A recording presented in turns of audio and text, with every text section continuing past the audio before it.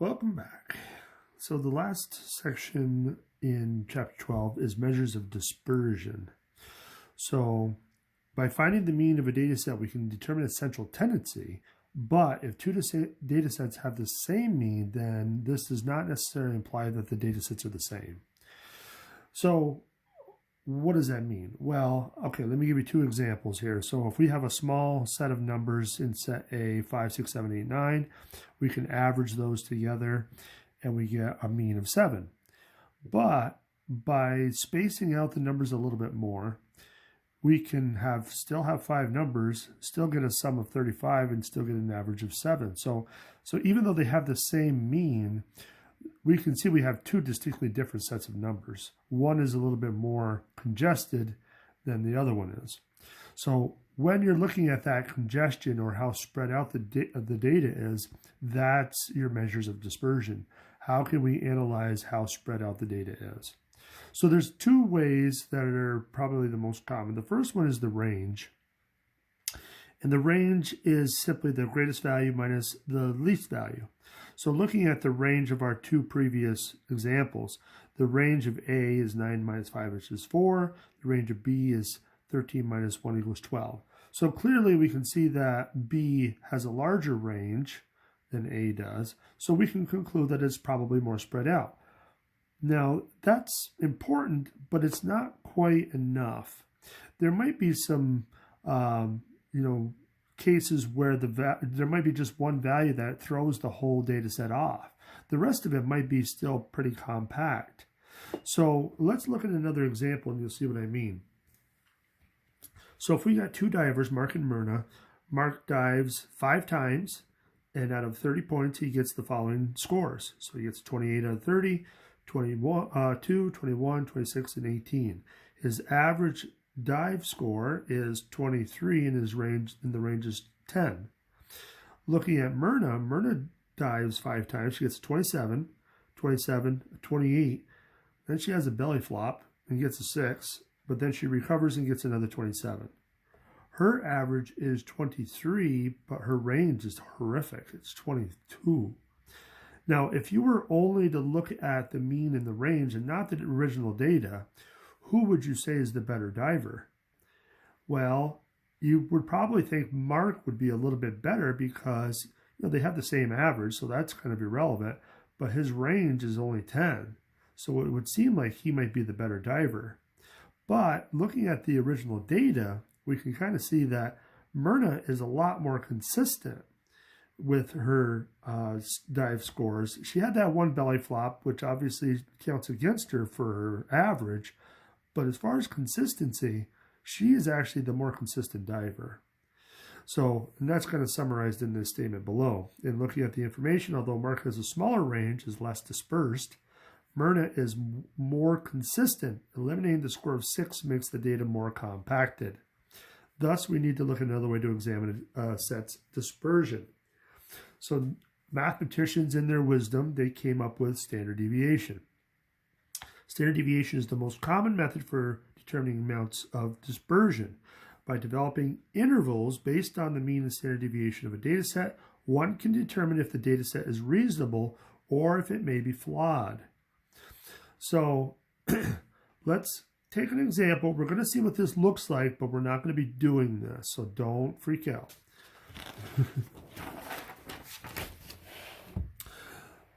So if we look at an example, we're going to use a case where we know what the mean is, 43.5, and then we're also going to know what the standard deviation is, 5.6. Now in statistics, you'll learn that if all the values in the data set fall within 2 standard deviations of the mean, above and below, then we can assume that it's properly collected and is reasonable. So 2 standard deviations, 2 below and 2 above, is really where it's important to see how the data falls. If it's within those cutoffs, then we can anticipate that it's probably properly collected and is reasonable. But if it falls outside of that, then we have issues, we have questions. So let's go back to our numbers for a second. So in this case, we're going to take the mean and we're going to subtract 2 times the standard deviation. So all we're doing is plugging those numbers in and simplifying it down. So we get 32.3 on the low end. And when we add 2 standard deviations to the mean, we get 54.7. So that's the high end. So anywhere between 32.3 and 54.7 for this data set that generated these calculations, we would expect to be properly collected and reasonable. So for example, if we had a number like 30, how would we classify 30? Is that a reasonable data value for this data set? Well, according to our cutoffs, we would say that there might be something wrong with 30. It's a little bit lower than we would expect. You know, so 30 would potentially be an outlier. So if it's outside of these cutoffs, it's called an outlier. So this would be an outlier. What about 60? 60, again, it's too big. It's bigger than our maximum here. So this would also be considered an outlier. We'd want to double check it to see if it was, you know, improperly collected or something. But if we had, you know, 40 or 50, either one of those are all okay because they're within those cutoffs. So that's something that you would see in a statistics class where you're analyzing numbers and determining if it's an outlier or not. And you get more technical terms in statistics, but for now, this is kind of where we're at. So again, don't worry about having to do this. We're not going to be doing this. All I care about is how do we find this standard deviation S? And it turns out it's a 6-step process. And you're probably shaking your head and saying, why me? But it's not as bad as it looks. There are 6 steps, but all these steps are kind of little baby steps.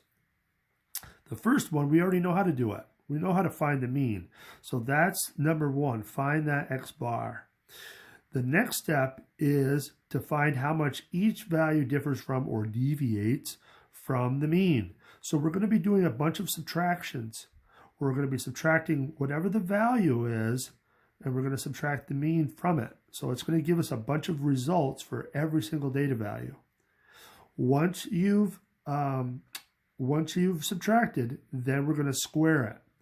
So when we square something, remember that makes it positive no matter what. So if you have a negative number and you square it, it becomes positive. So when we do these subtractions, we're going to get some answers that are positive, some answers that are negative. But when we square them, they all become positive, and we want that. The next thing we want to do is add. So remember, this symbol means we're adding stuff up. So you're going to add up all of those results you just found, and that's going to be step 4.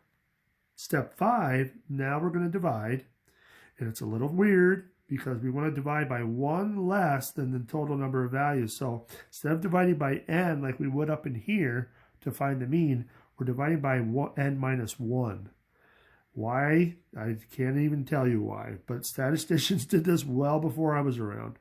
So they know what they're talking about. So they want to divide by n minus 1. Then the last step is to take the square root of that whole thing that you just found. And that is your answer. Whew. I know, a lot of steps to it. But again, we're going to break it down. We're going to do a few examples. And I think I'm going to do it in another video because we're already at 9 minutes. So stay tuned in the next video and we'll put this into action.